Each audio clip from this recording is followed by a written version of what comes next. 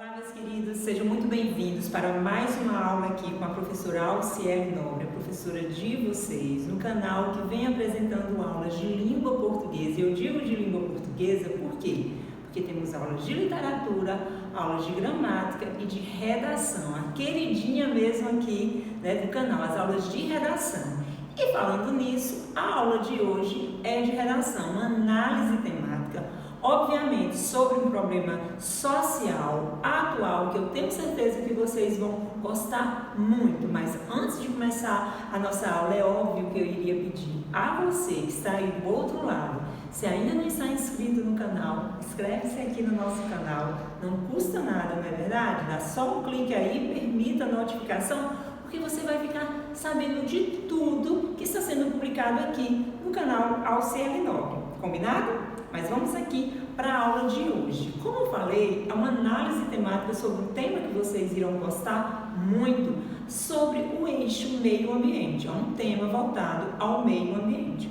E o recorte temático é as ameaças da biopirataria para o meio ambiente. Olha só que recorte temático interessante, as ameaças da biopirataria. O foco é a biopirataria, mas nessa redação, o nosso debate aqui vai sugerir que você disserte sobre essas ameaças. Só que, em se tratando de uma redação, é importante que nós tenhamos sim conhecimento do assunto, informações pertinentes sobre esse assunto, para que esse texto possa ficar bem inteligente. Você pode saber sobre tudo em dissertação argumentativa, como se estrutura uma introdução, como se estrutura um desenvolvimento e uma conclusão. Toda técnica de uma redação padrão Enem. Só que se você não tem conhecimento sobre o assunto, isso dificulta muito. E é por isso que estou aqui para ajudar a você neste tema. Olha só. O tema biopirataria é um tema que merece destaque porque, falando em Brasil, o Brasil, um país enorme, em que ele está aqui no Brasil, existe aqui no Brasil a maior floresta tropical do mundo. Nós somos aqui um país com uma riqueza em biodiversidade. Nós temos outros biomas também com essa biodiversidade muito rica. Então, o Brasil atrai olhares do mundo inteiro, de grandes nações, compreende aqui? Eu tenho certeza que em algum momento você já ouviu falar sobre este assunto, seja no noticiário, no documentário, ou até mesmo na escola, numa aula que porventura tenha destacado aí como assunto a biopirataria, não é verdade? Então, vamos compreender melhor sobre isso. Para começo de conversa, e assim, isso já ser utilizado como informação para o texto de vocês, é interessante saber o que é a biopirataria. A biopirataria nada mais é do que a exploração de recursos naturais, eu até coloquei alguns grifos aqui, a utilização também destes recursos naturais, ou até mesmo conhecimento tradicional. Vamos frisar aqui, conhecimento tradicional dos índios, Conhecimento tradicional da população indígena, população que ainda está muito integrada com a natureza. Tudo isso feito de forma ilegal. Então, nós temos uma exploração ilegal, nós temos uma utilização desses recursos naturais e nós temos também um furto, um roubo do conhecimento do outro, dessas comunidades, dessa população que vive na região das florestas, normalmente os índios. Então, essa atividade é uma atividade exploratória, é uma atividade danosa, por isso que é um problema. Primeira compreensão que nós temos acerca disso. Falando de um país como o Brasil, rico em biodiversidade, a gente já se percebe que esse problema é muito assim intensificado aqui na nossa sociedade como um todo, em toda a nossa nação. Então vamos aqui a um outro ponto também interessante que envolve a atualidade. A biopirataria não é de modo algum uma atitude nova, não é algo novo, não é um problema atual. Gente, nós vamos perceber que a biopirataria vem desde a colonização. O pau-brasil foi o primeiro recurso natural a ser explorado e o conhecimento indígena também, Muito dessa madeira, é óbvio que pela história sabemos que os índios vieram para cá em busca de outros elementos, a exemplo os minérios, né, ouro, prata, mas em primeiro momento eles levaram o pau-brasil e extraíram também da população indígena o conhecimento sobre a pigmentação desta madeira, né? O vermelho surge aí na Europa. Só que não havia lei alguma, não havia nada, era uma exploração mesmo, aquele contexto de colonização. Existiram outras atitudes aí ao longo dos anos, tá? As sementes da seringueira também foram levadas para a Europa, muitas sementes da seringueira foram levadas para a Europa e os países europeus se tornaram grandes produtores de látex, que na verdade deveria ser aqui no Brasil, né? Porque é uma planta nativa do território brasileiro. O cupuaçu também, que é uma planta nativa do nosso território. Muitas vezes isso acontece com besouros, com rãs, que são extraídos aqui elementos desses animais, de anfíbios, insetos, e aí são produzidos analgésicos, tá? Com relação a isso serve à indústria farmacêutica e outros países levam, e todo esse contexto aí sempre existiu, tá? Estou falando aqui de um recorte histórico, né? Desde a colonização, entre outros elementos aqui, exemplificando esse contexto para que você tenha conhecimento sobre isso. Mas vejam só, em que isso é errado? Isso é errado, pessoal, porque explora o meio ambiente e aquela indústria que se beneficia com o cupuaçu, como foi o caso, né, de outras nações, que se beneficiou com o cupuaçu produzindo o cupuláte, que é um produto muito semelhante ao chocolate, que advém do cacau, acaba com que o Brasil ele tem que pagar royalties a esse outro país que patenteou esse produto, sendo um produto de origem brasileira, e este outro país não repartiu justamente esses lucros com o país detentor do recurso natural. A mesma coisa aconteceu com o látex, tá? Mesmo sendo em tempos bem anteriores. E aí o mundo começa a ter esse olhar de exploração sobre o Brasil. Isso acontece com a indústria farmacêutica, isso acontece com a indústria de cosmético, com a indústria de alimentos, né? E aí tem que ter um cuidado com relação a isso, porque existem alguns acordos internacionais que eu vou explicar já para vocês aqui nessa aula. Então, quando eu falo que isso não é novo, a gente vai entender que hoje, com o avanço da tecnologia, surge a biotecnologia. Isso facilitou muito a vida dessa exploração, digamos aqui. Por quê? Porque não há necessidade de levar enormes cargas de animais, de plantas, não. Esses princípios ativos são extraídos, eles vão às florestas, recolhem o princípio ativo, leva para o outro país, reproduz em laboratório, né, sementes, animais, e aí tudo vai dar certo. Eles vão produzir, tudo vai dar certo entre aspas, né? E ele vai produzir este produto, esse item que deseja, com fins lucrativos. Então, a biotecnologia impulsionou muito a biopirataria, no tocante aí a esse olhar de exploração, a essa atividade de exploração. Então, essa violação, outro ponto muito importante para a sua relação, já que o tema é sobre as ameaças da biopirataria, essa violação traz grandes prejuízos. Tanto nós temos prejuízos ambientais, a exemplo, extinção de alguma espécie, como econômicos. Por quê? O país é detentor do recurso natural, o outro extrai, só que o outro aqui vai se beneficiar economicamente e não vai dividir esses lucros de modo justo, né? Então, nós temos dois prejuízos aqui. Vale salientar que não existe uma lei específica de combate à biopirataria no Brasil, mas existem acordos internacionais, existem também algumas leis que dão conta de proteger, de preservar esse meio ambiente. Vamos começar aqui pela Constituição Federal. A Constituição Federal de 88 diz lá no artigo 225 que todo cidadão brasileiro tem direito a um ambiente ecologicamente equilibrado. Isso é dever do Estado e é dever do poder público também, mas também, olha só, isso é dever do Estado, é dever do poder público, eu misturei um pouco aqui. Todo cidadão tem este direito, mas ele também tem dever de preservá-lo. Então, a gente entende aí um direito-dever. Olha aqui na íntegra esse artigo, tá? Olha só aí na íntegra esse artigo que eu vou deixar para vocês. Preste bem atenção. todo cidadão tem direito a um ambiente preservado, mas ele também tem obrigação, tem dever de preservá-lo. E isso está reservado à sociedade e ao poder público, tá? Segundo ponto, existe também, gente, a lei de proteção à fauna, com relação aos animais silvestres, tá? Que é proibido os animais silvestres, por exemplo, o arara azul, o mico-leão dourado, o bicho preguiça, esses animais eles são proibidos, esses animais silvestres, de serem capturados, de serem vendidos, de serem comercializados. É diferente do cachorro, do gato, né? Nós temos conhecimento. Esses animais silvestres brasileiros não podem ser comercializados. E isso acontece no tocante ao tráfico de animais, que rende muito dinheiro, tá? E rende muito dinheiro mesmo.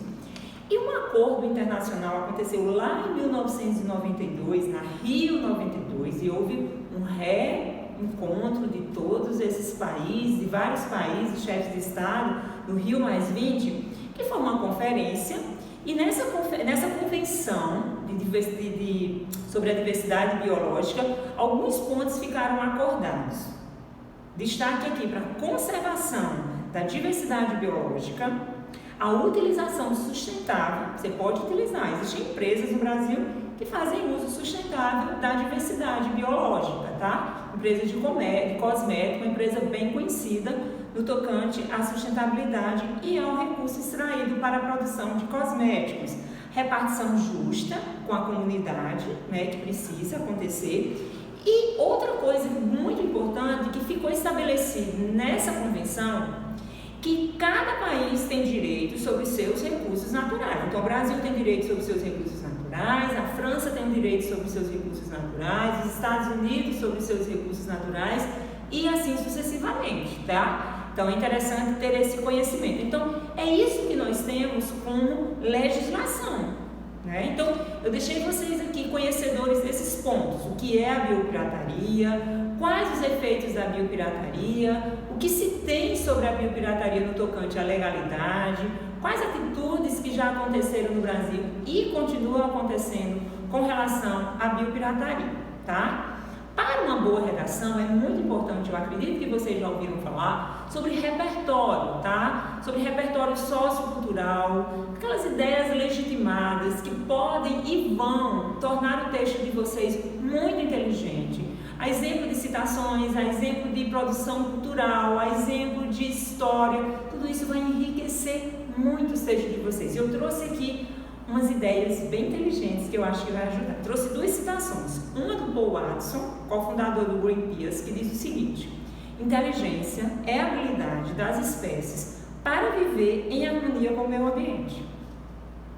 Então, se o homem não tem essa inteligência, né, o homem prova que ele não tem essa inteligência de viver em harmonia com as espécies, né? O Paul Watson diz isso. E o Mahatma Gandhi traz uma sensacional, preste só atenção. A natureza pode suprir todas as necessidades do homem, menos sua ganância. É verdade, a natureza pode suprir todas as necessidades.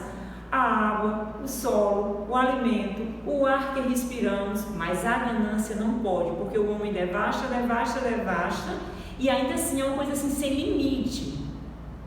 E aí vale destaque nesta citação do Mahatma Gandhi. Um outro exemplo aqui de repertório, se você gosta de usar literatura é muito rica, brasileira, porque ela vai envolver os problemas brasileiros, e muitos problemas brasileiros eles não são atuais, ele vem ao longo, né, dos anos. Então, quem lembra aí das aulas de romantismo, nacionalismo na literatura romântica, Canção do Exílio, Minha Terra Tem Palmeiras, Onde Canta o Sabiá, as aves que gorjeiam não gorjeiam como lá, do Gonçalves Dias? Pois bem, olha só que alusão interessante, né? Destacar aqui toda essa idealização sobre a natureza, toda essa fantasia sobre essa natureza intocada lá no século XIX, mas isso não passava de uma idealização, porque na verdade a natureza não é dessa forma, né? A natureza é sim devastada e explorada. E falando em literatura, tem uma outra dica aqui, Iracema, do José de Alencar, né? A lenda aqui essa lenda do Ceará que ele traz também faz parte do romantismo, desse contexto de nacionalismo. Lembrando que Iracema é uma obra muito interessante. O José de Alencar traz uma alegoria aí, preste bem atenção, porque enquanto nós ficamos com aquela romântica história de amor do Martim e da Iracema, que Iracema se entrega totalmente a Martim, ela nega as suas origens, ela nega a sua tribo e se entrega totalmente a Martim. Por trás de tudo isso, José de Alencar fez uma crítica, uma alegoria sobre a devastação ambiental. Não se esqueçam, Martim é o colonizador, Iracema é a Índia, a representação do Brasil.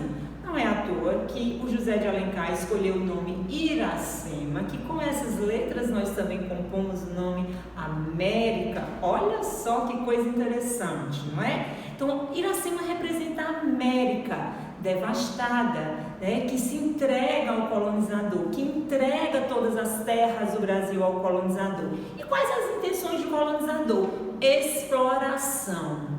Então, o José de Alencar já traz aí neste romance, que tem aí no primeiro plano toda essa história de amor, mas é uma alegoria, uma crítica sobre a devastação ambiental aqui no Brasil, né? Nas nossas florestas, nos nossos biomas.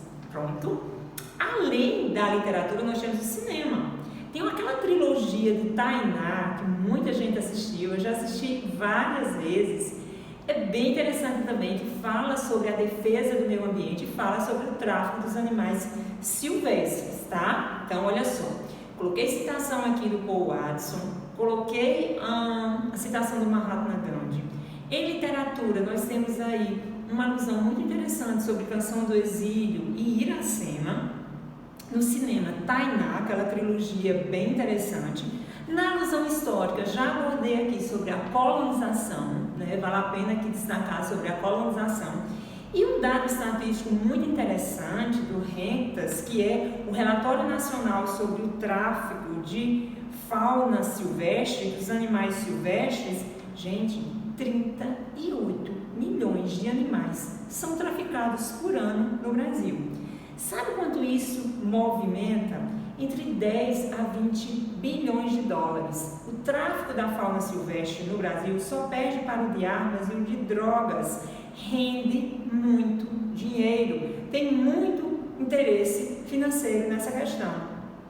Está vendo aí como vale a pena pensar sobre isso? Um dado estatístico também mostra que de cada 10 animais traficados, apenas um sobrevive. Né? Esses animais que são vivos, e os que são para uso do material do animal, 3 são sacrificados.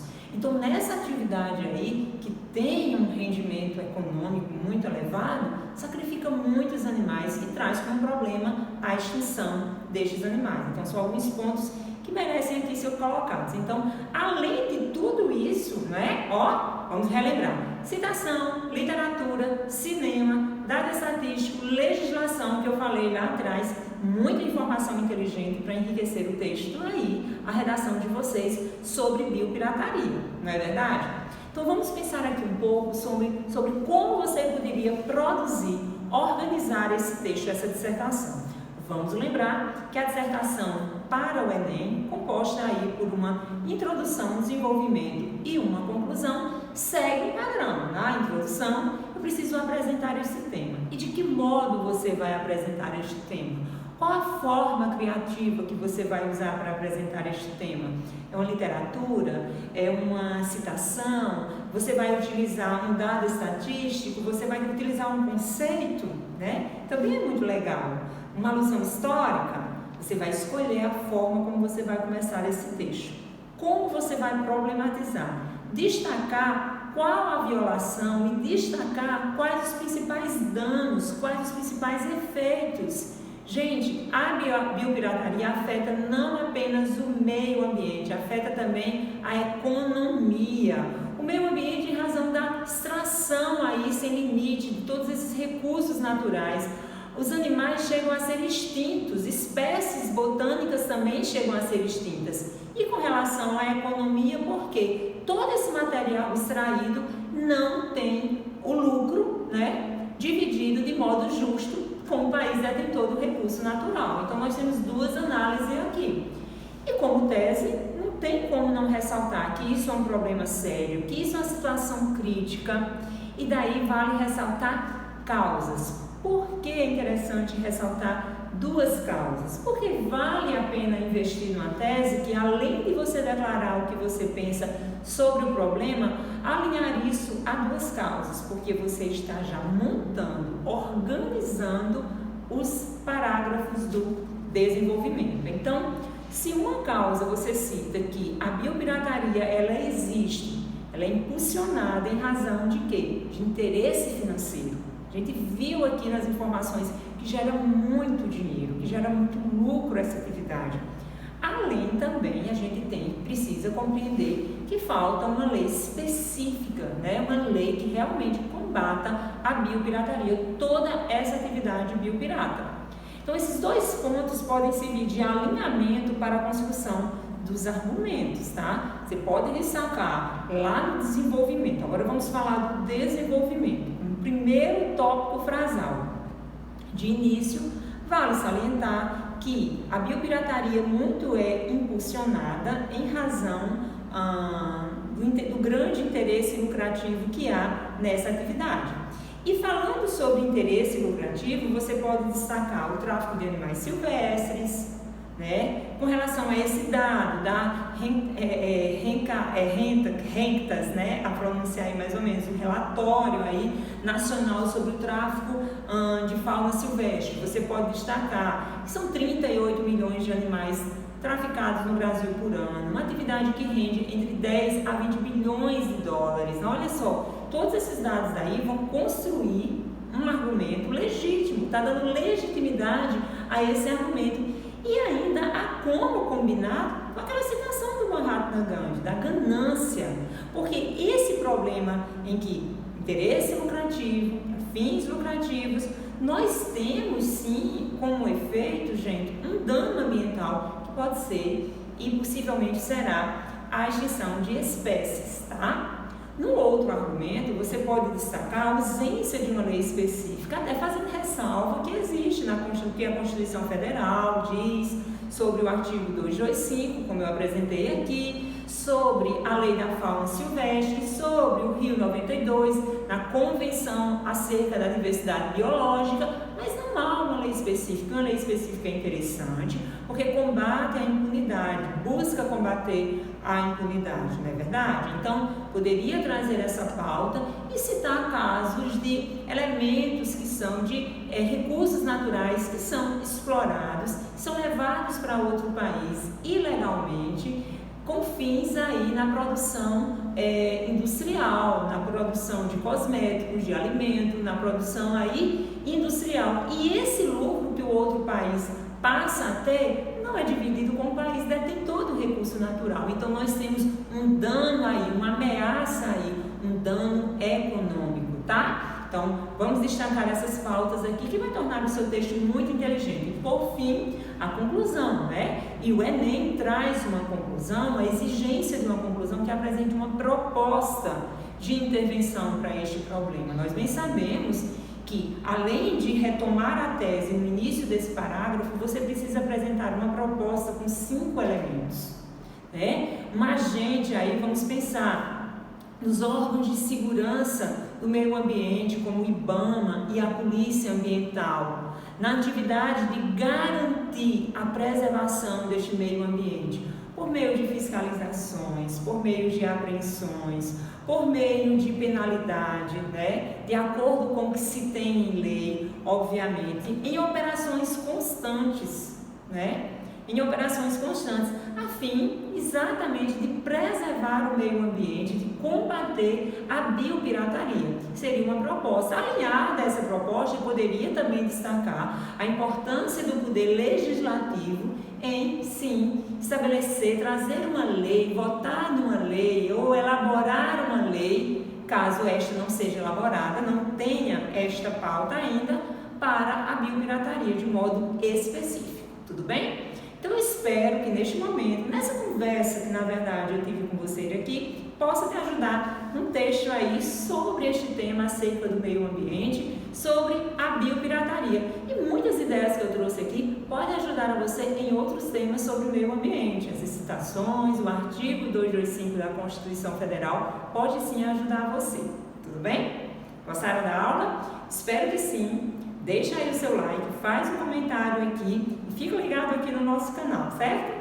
Muito obrigada pela atenção e até uma próxima aula.